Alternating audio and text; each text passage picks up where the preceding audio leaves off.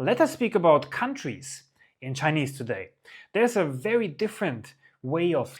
In general, there's two different logics that apply when naming a country in Chinese. Let's not waste time and get right into today's topic. The first logic would be choosing a Chinese name that is following a certain meaning.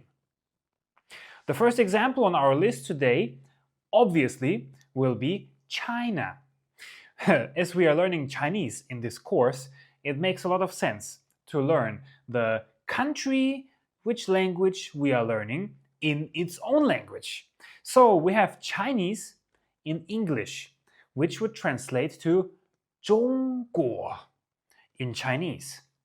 中国 中国 Now, what exactly do I mean when I say this translation is following a certain meaning or a certain logic?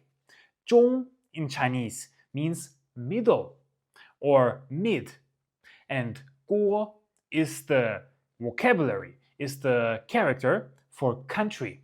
So literally translated, 中国 translates to the country in the middle, the central country.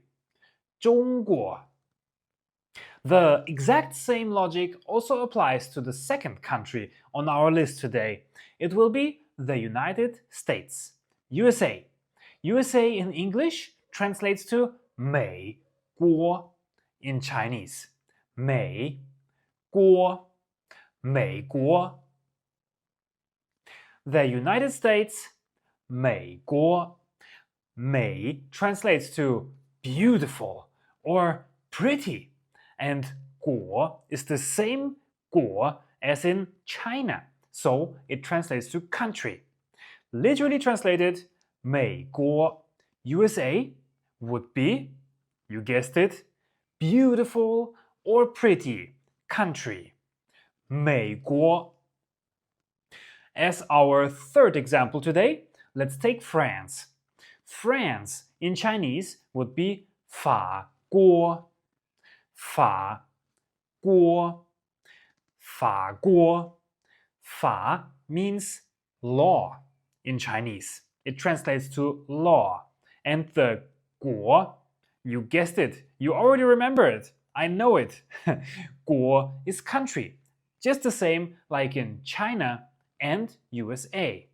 法国 So if you combine those two, 法国 法国, you get to country of the law.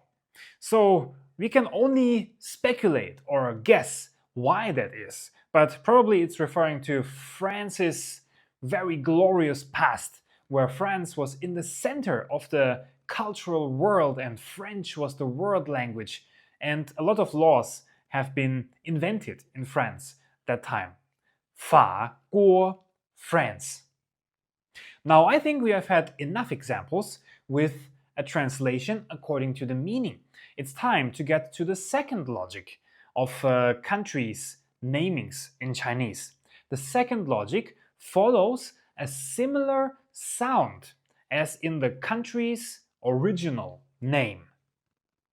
So, in Chinese, they would look for and choose characters that actually sound more or less similar than the country's name in its original language or in English.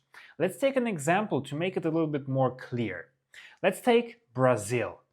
Brazil in English would be 巴西 in Chinese. Two characters, 巴西.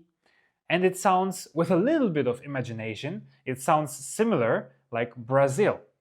Brazil, 巴西. Now, sometimes the countries' names would not sound 100% the same, but that is due to the characters and their sounds. Sometimes it's just not possible to reproduce the English name 100% with Chinese characters. Brazil, 巴西. Next on our list, we have a very similar example, a very similar country. Let's talk about Canada. Canada in English would be 加拿大. in Chinese. 3 characters. 加拿大加拿大 Canada. The last one in this category and the last example of today is quite a difficult one. It's a very complex character. It consists of 4 single characters, and this country is Tanzania. Tanzania, even in English, is not the most simple country name, but in Chinese, it translates to Tan Sang Ni Ya. 4 characters, quite a long word. Tanzania in English, Tan Sang Ni Ya. In Chinese, Tan Sang Ni Ya. Tanzania. Now, you can let me know in the comments below if you think that it is similar to the English word or not really. Now, of course, it's time for a short review. Today, we learned 6 countries in Chinese. We started off with China. China in Chinese, 中国. 中国. Number 2 was the United States. USA. 美国. 美国. Number 3 on our list was France. France is 法国. 法国. Number 4 was Brazil. Brazil in Chinese is 巴西. 巴西. Number 5 today was Canada. Canada is 加拿大. 加拿大. And last but not least, number 6 on our list today was Tanzania. Tanzania. Tanzania. Now that's all for our content today. I would like to know from you, which one do you think sounds the most interesting? And which of those 6 is the most complex, the most difficult one? You can let us know in the comments below. If you think today's video, today's content was helpful, if you enjoyed watching it, if you think it's interesting, then don't forget to leave a like below the video. You can comment and share with your friends. Most importantly, of course, don't forget to follow our channel for more interesting content in Chinese and other languages. I would like to thank you for joining and watching today. Signing off for today. See you next time.